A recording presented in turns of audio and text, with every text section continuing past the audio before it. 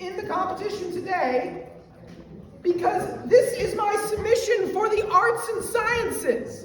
As Fausto so eloquently put, we want to make sure our arts and sciences are up to snuff. So, as it has, there will be no jokes in this performance. Boo. The only humor will be melancholic. A warning, there will be an element of participation here, and there will be a high-speed painter that I have in my hand. He's very small. If you do not wish to be photographed or painted as a part of this, evacuate the center area. I'll probably be in front of you.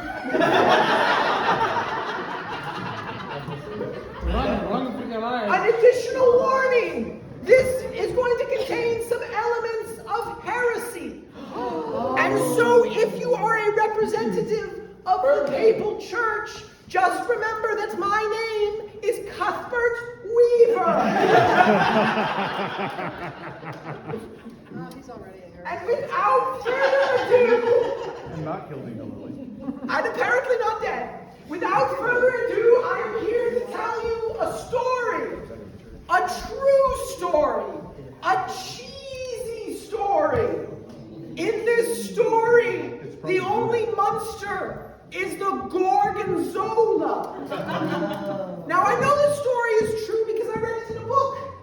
This book, The Cheese and the Worms. Because despite all evidence to the contrary, It was written upside down. Biscuit can read. And one of the things Biscuit can read about is Minocchio, the northern Italian peasant who was born in 1532. Your Excellency, were you born in 1532? I would have been long dead in 1530. Well, that's why you look so good. Now, the Miller Minocchio teaches us two things. First, that Pinocchio was probably just a normal Italian name.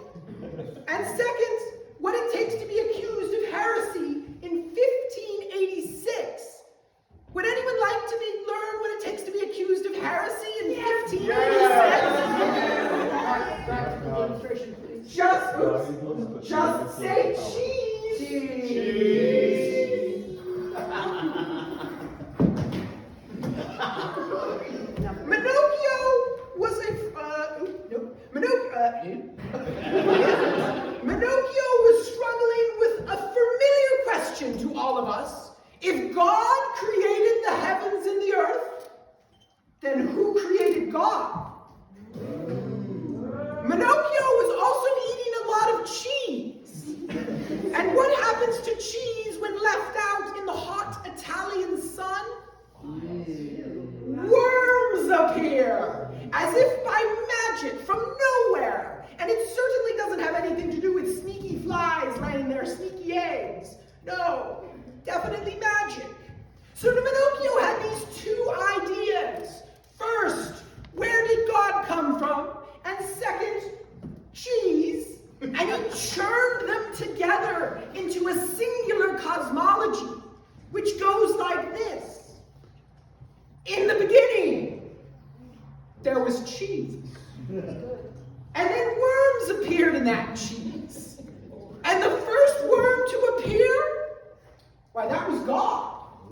And the worm God created the heavens and the earth, and it made a lot of people very angry. And one of those angry people was the Roman Catholic Church.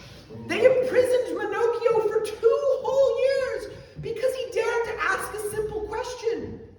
Would you still love God if they were a worm? Because during the trial, the Inquisition examined every part of Minocchio's life, and they learned something fascinating. That Minocchio, just like Biscuit the Fool, could read, and he read a lot of books. And so they painstakingly compiled a list of every book Minocchio had ever read. And Biscuit took that list and turned it into a silly verse. And it goes like this. Minocchio found the Decameron Spectacular. He also had a copy of the Bible in vernacular. popular. He learned about the world through the travels of Sir Manderville, and he preached about Mary from the Gospels apocryphal. He had a list of the saints and their miracles, and something that suggested that the world might be spherical. He had a mystery book, its pages fairly thick.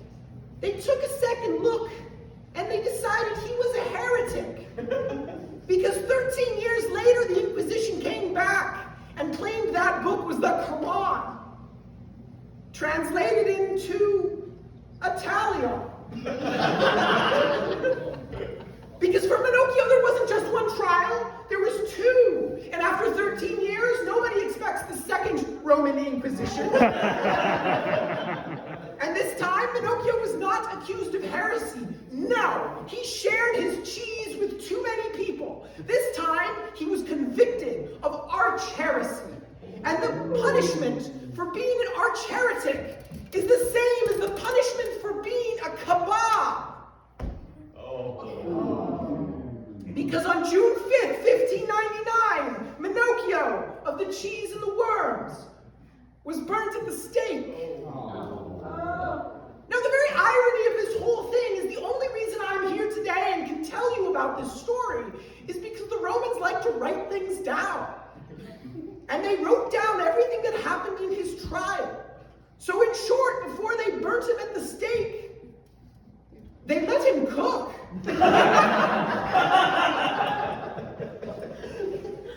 Now, peasants in history are most often referred to not as individuals, but as a collective force of uneducated and unremarkable laborers. But it's worth a reminder that much of history was written by people who had a vested interest in exploiting that peasant labor. Now, there are a lot of dumb peasants. I won't deny that, present company included. But I would like to submit as evidence the court before me that there are lots of dumb nobles as well. Defense order.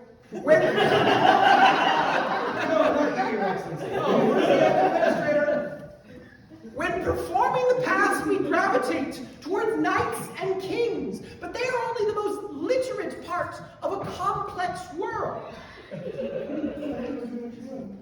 It's important to remember it takes many different stories to fill a book, or as Pinocchio would probably say, it takes many different cheeses to make a plate.